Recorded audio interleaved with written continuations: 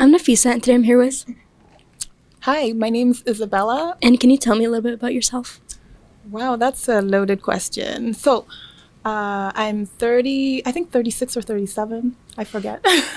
But basically, I graduated with a master's degree at the University of Manitoba, Peace and Conflict Studies.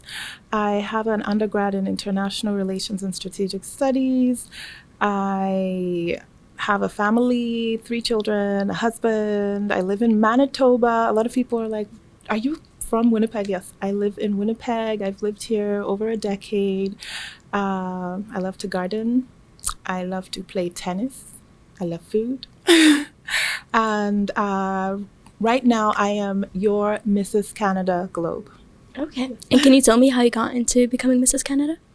Okay, excellent. So I saw the ad online saying that, there's a pageant, Mrs. Canada, and I just so happen to fit the criteria, which is not much. You just have to be married for this particular pageant, and you need to be a resident of Canada.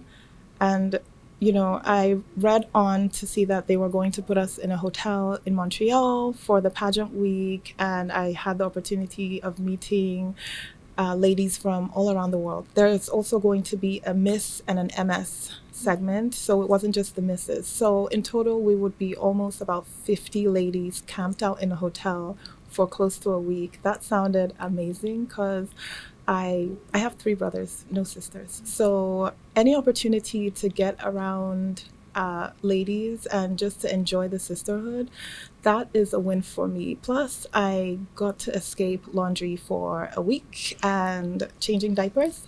So, of course, I said yes. I applied and I had the interview. I was selected to represent Manitoba. And we had online check-ins for about a month before the pageant started. So these weren't just ordinary check-ins. They were sessions on etiquette. There were sessions on building your, social media, on how to, grow and improve on your advocacy. There were different types of, there was also a session on makeup and hair and, fashion, different types of sessions. I think there was a session on press and media and how to, present yourself in the best way with press and media also. So there were all different types of session over a period of 1 month. And it was at that point that I realized that, okay, this Mrs. Canada, it's not just going to be a wonderful sisterhood sleepover. It's going to be something that will help me to continue the work that I've been doing for 8 years. And so I was able to fully commit at that time, and I went with the sole purpose of winning so that I could use this title to continue to promote the work that I've been doing for the past 8 years. And yeah, it was in Montreal, July 2025. Yes, that's the date. Yeah. And can you tell me how you felt in the moment when your name was called out as the winner? Oh, okay. Well, I didn't realize I had won yet because they had called so many queens on stage. They were giving, I think first runner-up, a second runner-up for the Miss, and MS and the Mrs. category. And they were giving so many other awards, Queen of Peace and Ambassador awards. And frankly, I thought I hadn't won. So I was standing like this at some points. But then when they called, I heard them call another queen and my shoulders sort of dropped. I was like, oh, I didn't win. I have to go back home. What am I going to do? But then I was just thinking, okay, so I guess I'll have to find another route to work on my advocacy and everything. It's been fun.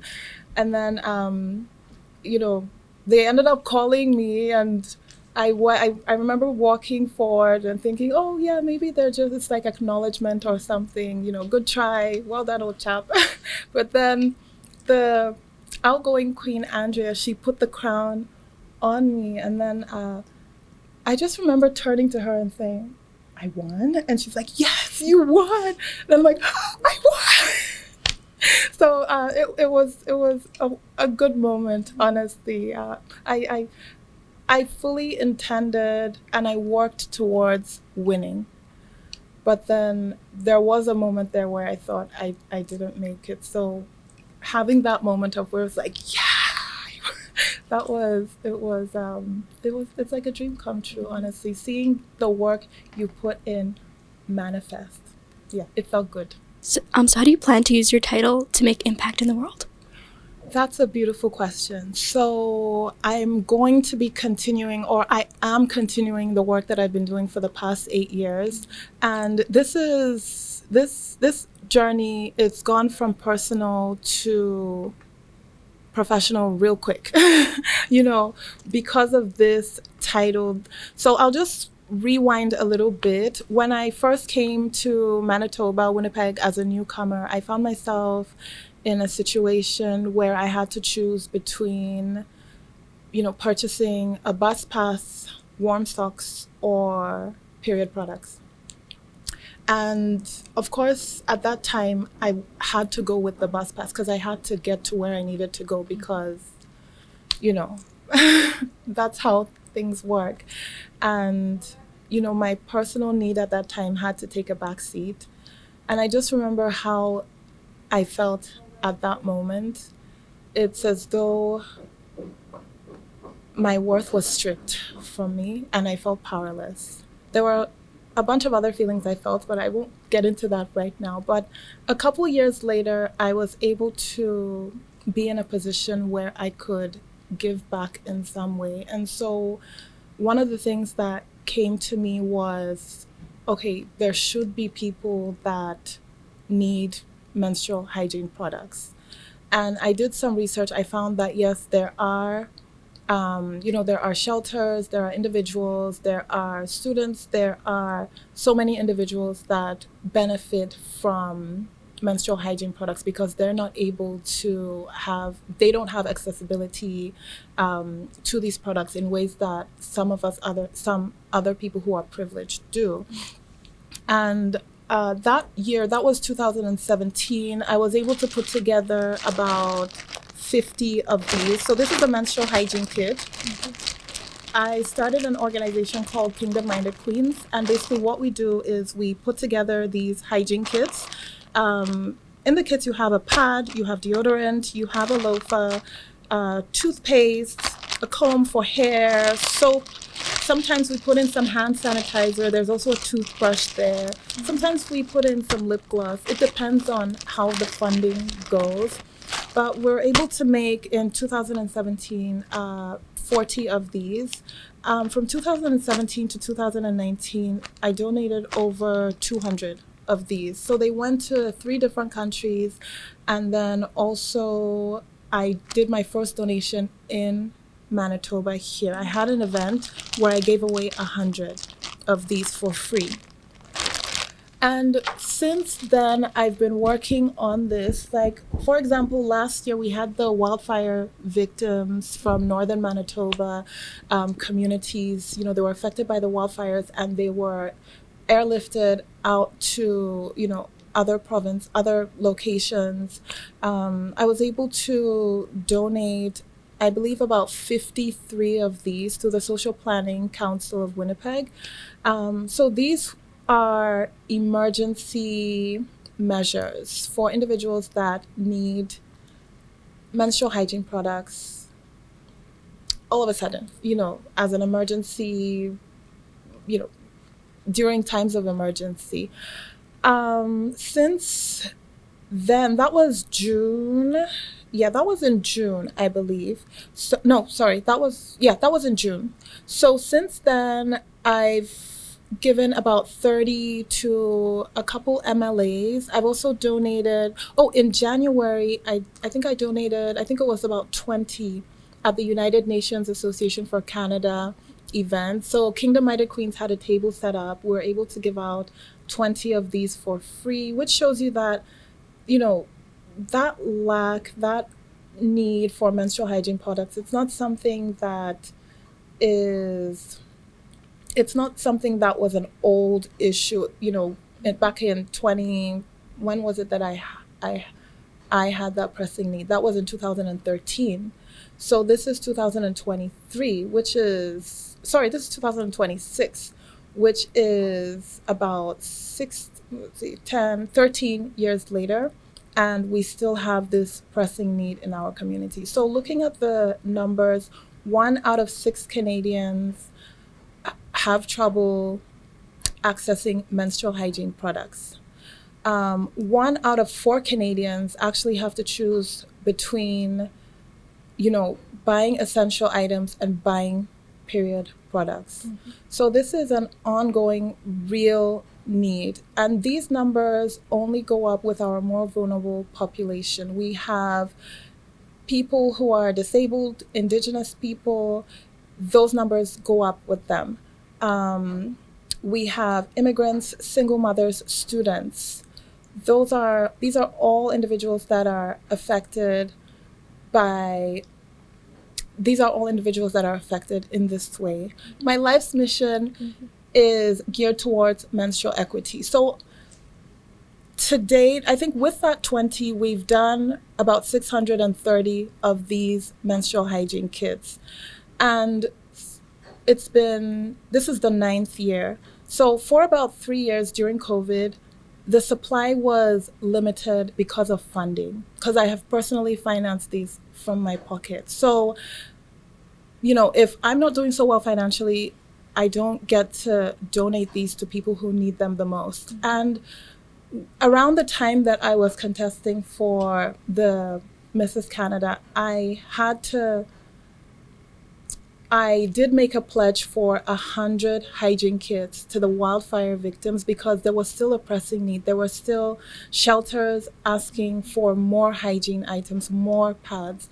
But it's not a pledge that I could fulfill because I was limited by funding. And it was at that point that I had to, take a step back and look at, okay, so even, for example, the Manitoba government has done, not just the Manitoba government, the Canadian government has done a wonderful job in trying to, I think they have the Menstrual Equity Fund. They've done a lot of work, a lot of research in trying to impact Canadians' lives, in positive ways, especially in regards to menstrual equity, providing period products in schools and in government offices.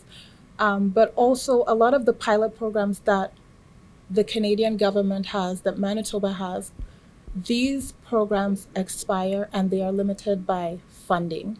So if tomorrow they no longer are able to fund some of these menstrual hygiene provision programs, there will be a large percentage of our population whose human rights and human dignity are affected, who cannot participate meaningfully in society because they are limited due to a biological occurrence which they have no control over. And it was at that point that I started looking for other models, what is being done around the world. And I came across Scotland.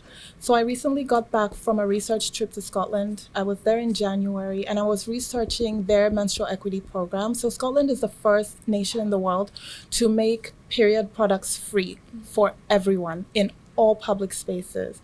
And I think this is amazing because Scotland and Canada, Manitoba in particular, we have a lot of similarities when it comes to, having a very diverse Indigenous population, as well as the landscape. Scotland, they have lots of highlands and wetlands, and it's similar to the Manitoban landscape. And so seeing that they were able to achieve menstrual equity, they're able to, you can go into a library or a bathroom, a public bathroom in a mall. You can go into a community center, a school, public spaces, and you see that there are period products available. And those products are available without question. No one will question you. No one will ask you what you want to use them for or why are you taking so many. There's no prejudice or, attached to those period products being there. They are free and they are accessible for all. And for individuals that are not even able to maybe go out and get them, there are programs in place that you know, allow for the supply of these products to those individuals. For example, those individuals who are not able to access the inner cities, you know, those in the highlands or the wetlands. Just like in Manitoba, we have the northernmost communities and locations in the northern Manitoba that are not accessible by roads. You know, in some reservations, we have period products as expensive as $45, and that is the amount that the amount that I read that it was available for. That's a couple years ago. So I can't imagine now with inflation and the economy how much they're paying in northern reservations in Manitoba. It might be 50, it might be $60. Can you imagine paying that much for, you know, for a period, for a pack of, you know, period products? It's such an exorbitant amount, and these numbers will only go up. And so more people are having to make that decision. You know, I think the number is 1 in 4 Canadians have, this was a study from 2023. 1 in 4 Canadians are unsure of whether they would be able to afford their period products within the next year, just because of the economic situation and just having to choose. Yes, and so what my advocacy is right now as Mrs. Canada is I'm proposing to the government, the Manitoba government, and I'm proposing a menstrual equity bill. So if we were able to somehow legislate and codify, you know, the provision of period products in all public spaces here in Manitoba, it's going to be satisfying. You know, it's going to project us as Manitoba as leaders in this area of satisfying human rights and, you know, our consciousness of what human dignity is. And also it's also securing the future of all those who menstruate, because we're looking at 50% of the population in Canada who do menstruate. And so we're securing a future for such a large percentage of Canadian population. We're ensuring that this 50%, they can not only have access to the same rights and dignities that others have, but they can also be conscious and willing participants in society. They can be able to attend school and attend work, and, you know, not be limited. For example, I was at this STEM conference for girls, and we were looking at the data and policy that informs menstrual equity. So you can see that when there are girls who are limited from attending school because they don't have access to their period products, we can see how this is also keeping girls and women out of labs, which is also taking away from the growth of women in STEM. It's also taking away from the economy, because we're not just looking now at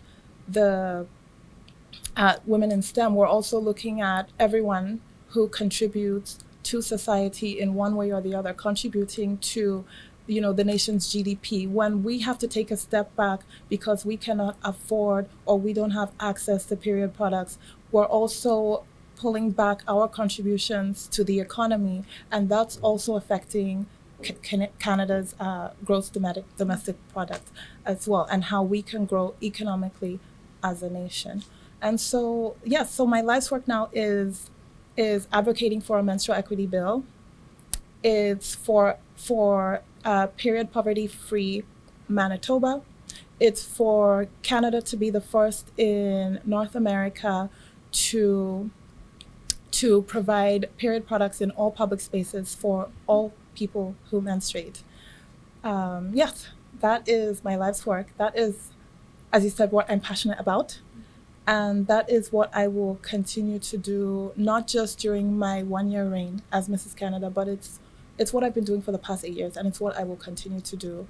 And it's not just a personal issue as it was with me. It's not just a local issue here in Manitoba. It's a national issue. It's a national issue in Canada. It's also an international issue because for Scotland to have seen that there is a need to codify menstrual equity, New Zealand is following suit. They also passed a law for menstrual products to be provided in all schools. And other nations across the world have recognized that this isn't a privilege, this is a right. And we need to uphold these rights. And, it's all these little things that make a big difference in our world today. Yes. Okay. Thank you. Thank you. And do you have any advice for people who want to help you out with their advocacy?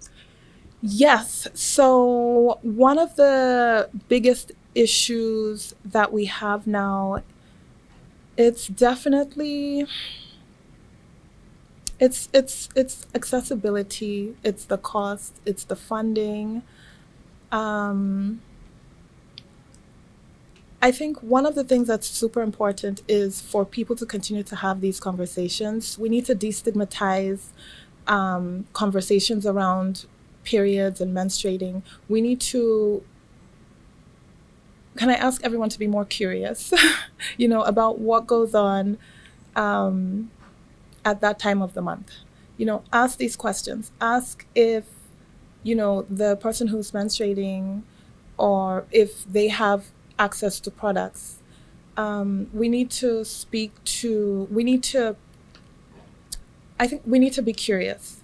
We need to ask questions more about, periods and accessibility of products. We need to speak to our MLAs, our premier, if that's possible. We need to speak to people in government, people in organizations that provide these products. We need to keep having these conversations and normalize having periods, because as much as a lot of people think, oh, it's normal, a lot of people are still uncomfortable having this conversation. A lot of men are uncomfortable having this conversation. So we need to talk to, bring men into the conversation, have them share their thoughts, and have them lend their voice into destigmatizing, period products. We need them to also lend their voice and advocate also with us, be our allies as well, when we're asking for a menstrual equity bill, when we're asking for period products in all public spaces. We need men and boys, not just men, to be part of this conversation and to lend their voice and be our allies as well. And yes, I think, be curious, ask questions, and lend your support. And I think that's it. Okay. Yeah. So aside from your advocacy, is there anything else that you do regarding businesses or other advocacies? Yeah, so I did mention how funding was limited during COVID in regards to the acquisition and distribution of the hygiene kits. So for work, I've worked in several places. I did work for a bit at Statistics Canada. I was a human rights rep there, and that was a wonderful couple of years. But then because my children were growing to a certain level, I realized that I needed to step back from that role, and I joined the family business. So I work, I'm the co-owner, and I work and I'm the co-owner of an automotive dealership.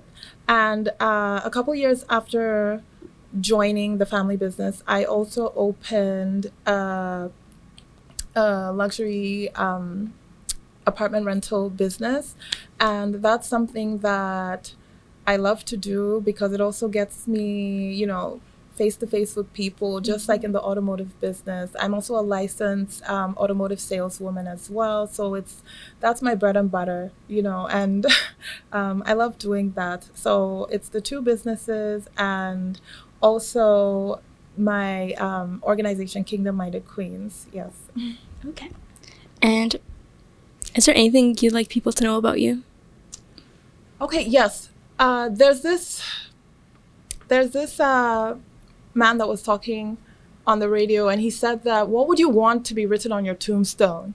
And I thought about that, like, oh my gosh, that is a really great question. So if there's anything that I want to be known for, I want people to know about me. I want people to know me as the lady who advocates for menstrual equity. This is the lady, Isabella, and she wants there to be period products in all public spaces, starting in Manitoba, but hopefully branching into all of Canada. So that's what I want people to know about me, and that's the legacy that I want to leave. Okay. Yeah. Thank you.